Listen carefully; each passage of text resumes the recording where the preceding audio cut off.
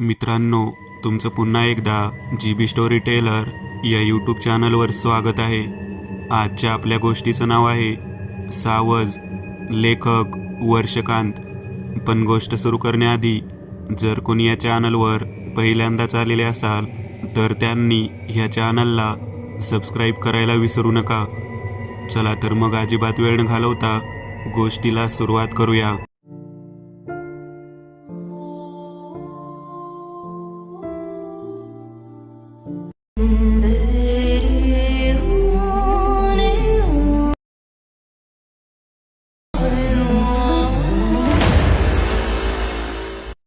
फस. झाकण उघडताच बाटलीतला सोडा बाटलीच्या बाहेर यायला उसळू लागला. पक्याने सोडा ग्लासमध्ये ओतायला सुरुवात केली. विस्कीने आधीच अर्धा भरलेला ग्लास सोड्याने काठोकाठ भरला. ग्लासवर बुडबुड्याचे नक्षीकाम दिसू लागले. जग्गूने जसा ग्लास त्याच्या ओठाला लावला तसा तो ग्लास पूर्ण खाली झाल्यावरच ठेवला. अरे दमाने घे दादा, आज काय झाले तुम्हाला? पक्या पचकलाच. तू गप पेक भरले का? जास्त पटर पटर करू नको. जग्गूने दम भरला. जग्गूचा आता तिसरा पेक झाला होता, पण आज त्याला नशात चढत नव्हती. त्याला डोळ्यापुढे सारखी तीच दिसत होती. त्याला तिची नशा हवी होती. तिचा तो रेखीव चेहरा, कमनीय बांधा, लांब सडक केस, तिचे ते आरसपाणी सौंदर्य त्याच्या डोळ्यात हवस भरलेली दिसत होती. जग्गूला ती हवी होती. ज्यामारी एवढ्या पोरी उपभोगिल्या, पण तिची सर कोणालाच नव्हती. तो स्वतःशीच विचार करत होता. ती जणू अप्सराच खाली उतरून आली होती. पण कोण होती ती? कुठून आली होती? आज सकाळी तो बापू भुसारला दम द्यायला त्याच्या घरी गेला तेव्हाच त्याने तिला पाहिले होते. बापू भुसाराच्या मागच्या बाजूला असलेल्या घरात नवीन भाडेकरू आले होते. तिथेच त्याने तिला पाहिले. तेव्हाच गडी खल्लास. बाप्या, नवीन पाखरू कोण रे? नवीन भाडेकरू आहेत दादा. असं होय, घरी कोण कोण असते? बापूला जग्गूची नियत चांगली ठाऊक होती, पण करणार काय? जग्गू त्या एरियाचा दादा होता. आई आणि मुलगी आहेत. बापूने उत्तर दिले. बस फक्त 2 बाया आणि माणसं? तेवढे नाही माहीत दादा. लक्ष ठेव. होय दादा, आई मी येते. अगं काव्या थांब, नाश्ता तर करून जा. नको आई, कॉलेजचा पहिला दिवस आहे, उगाच उशीर होईल. होऊ दे मेला उशीर, काही पळून नाही जाणार तुझं कॉलेज. तुझे आवडते थालीपीठ केलं आहे. शी बाबा, असं म्हणून नाक मुरडत काव्या नाश्त्याला बसली. यशोदाबाईंनी प्रेमाने तिला खाऊ घातले. खाऊन झाल्यावर, आता जाऊ शकते का मी? जाऊ नाही, येऊ म्हणायचं. ठीक आहे आई, येऊ मी. ये बाळा. कॉलेजचा पहिला दिवस असल्याने काव्या नव्या उमेदीने उत्साहाने घरातून बाहेर पडली होती. काही पावले चालून पुढे आलीच असेल तर तिला तो दिसला. तीच ती त्याची विखारी नजर. कालच पहिल्यांदा पाहिले होते त्याला, आजही त्याच घाणेरड्या नजरेने बघतोय. तिच्या अंगावर काटा उभा राहिला. ती अंग चोरून पुढे पुढे जात राहिली. पुढच्या वळणावर गेल्यावर ती त्याच्या नजरेपासून दूर झाली. तसे तिने सुटकेचा निश्वास सोडला. कोण असेल मेला काय माहीत, इथला गुंड मवाली दिसतो. ती स्वतःशीच पुटपुटली. संध्याकाळी घरी येतानाही तो तिथेच उभा होता. जप पावले टाकीत काव्या घराकडे निघाली. मागे वळून पाहिले तर तो तिचा पाठलाग करत होता. असे रोजच होऊ लागले. तिला हळूहळू कळले की त्याचे नाव जग्गू आहे आणि त्या भागात त्याची दहशत होती. जाता येताना काव्या त्याच्याकडे दुर्लक्ष करू लागली. तो समोर दिसला की ती खाली मान घालून पुढे निघून जाई. इथे येऊन त्यांना आता महिनाभर झाला होता.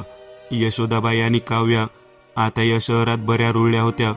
शहर तसे फार काही मोठे नव्हते, पण शाळा कॉलेजेस चांगल्या होत्या. आजूबाजूची शहरालगतची गावेही शहराला जोडली गेली होती. त्यातल्याच एका गावात त्यांनी भाड्याने राहायला घर घेतले होते. बापू भुसाराचे. काव्याचे कॉलेजही नियमित सुरू झाले. काव्याने ग्रॅज्युएशन नंतर MBA ला ॲडमिशन घेतले होते. ती मन लावून तिचे कॉलेज करत होती. घर तसे बरे होते. 2 खोल्यांचे घर होते. पुढे प्रशस्त अंगण होते. त्या दोघीचा आवडता भाग म्हणजे घराच्या मागे असणारी मोकळी जागा. त्यांनी तिथे कुंपण टाकून घेतले. एक छानशी छोटी बाग बनवली. वेगवेगळ्या प्रकारची फुलझाडे त्यांनी तिथे लावली होती. दोघींचा आवडता विरंगुळा होता तो.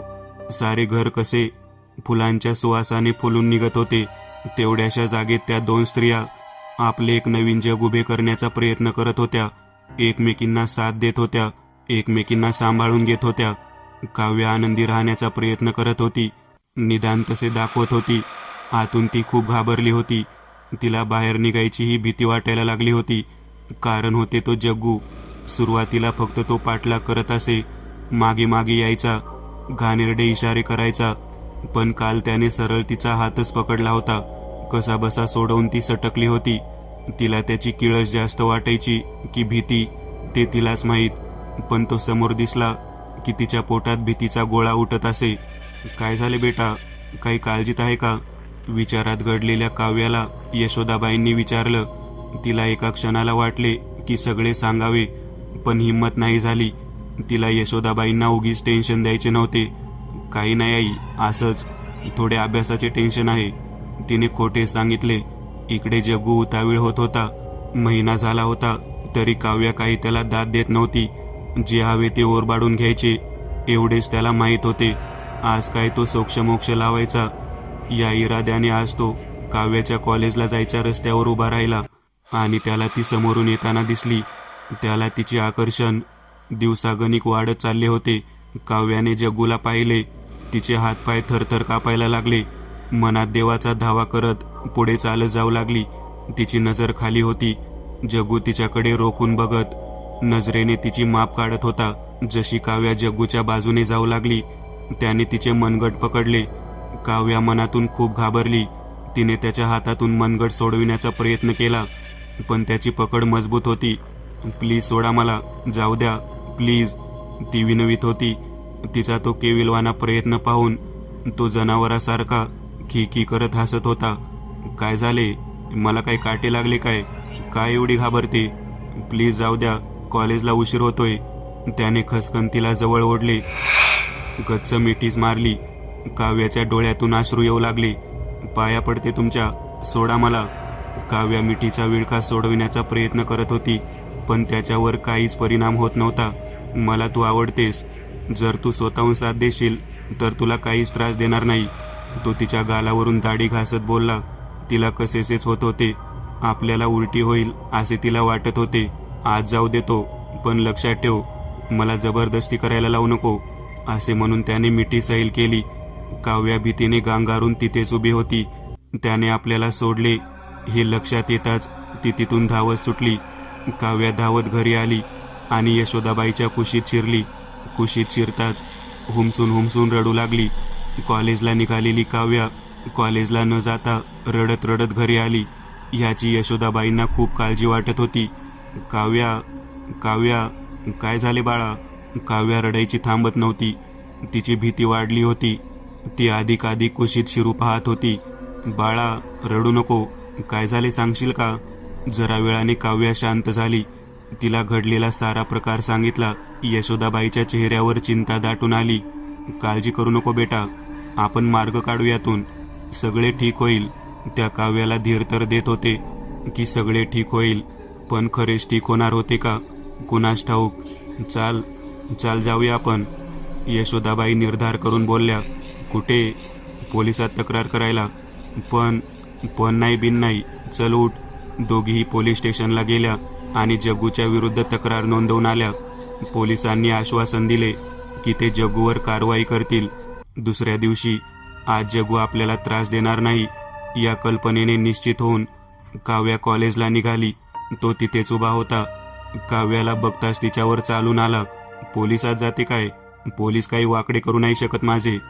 फार तर 6 महिने आत टाकतील, पण बाहेर आल्यावर तुला कोण वाचवेल माझ्यापासून? त्याचा तो अवतार पाहून काव्याला धस झाले. ती प्रचंड घाबरली.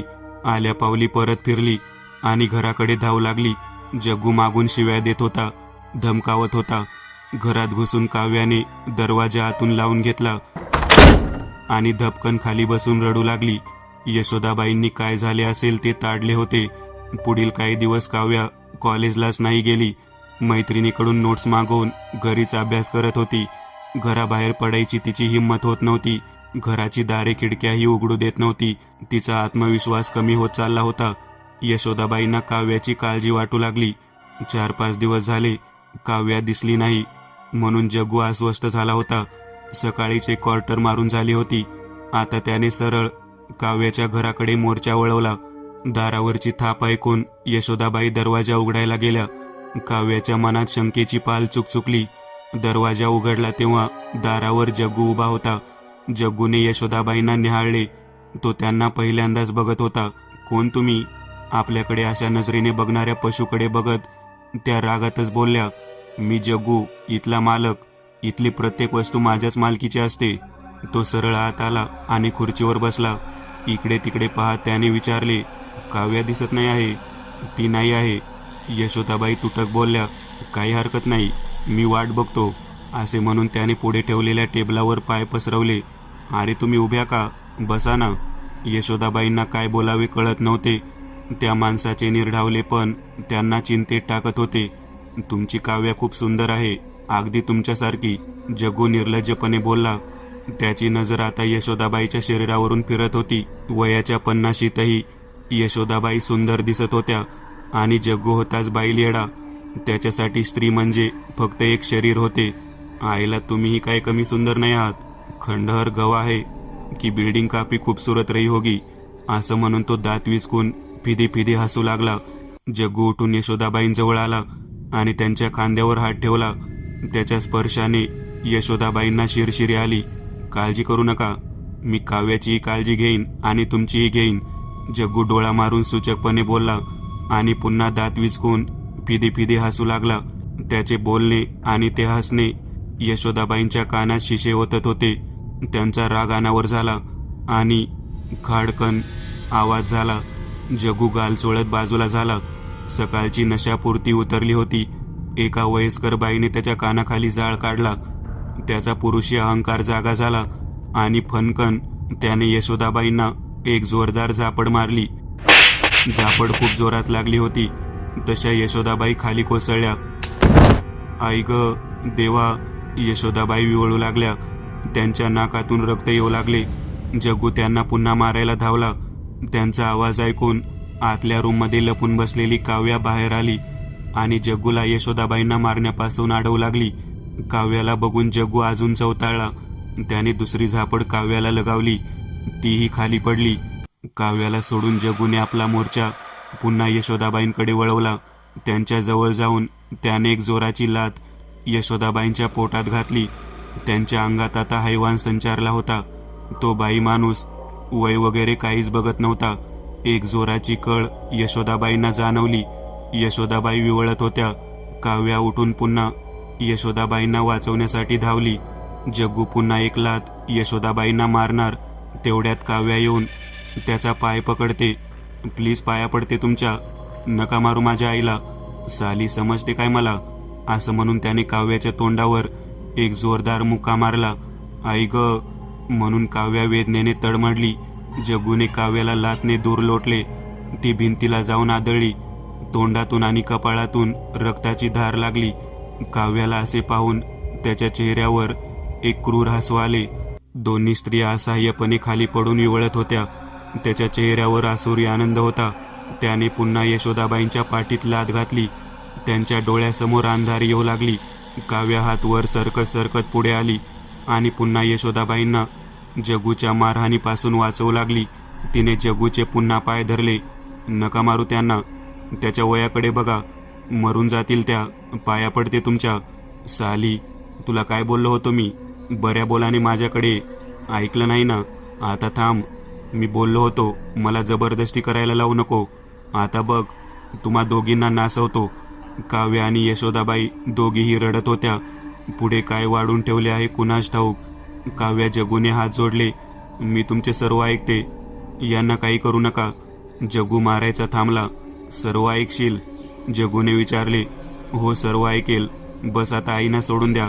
जग्गूच्या चेहऱ्यावर विजयी हास्य चमकले. जग्गू विचारात पडला.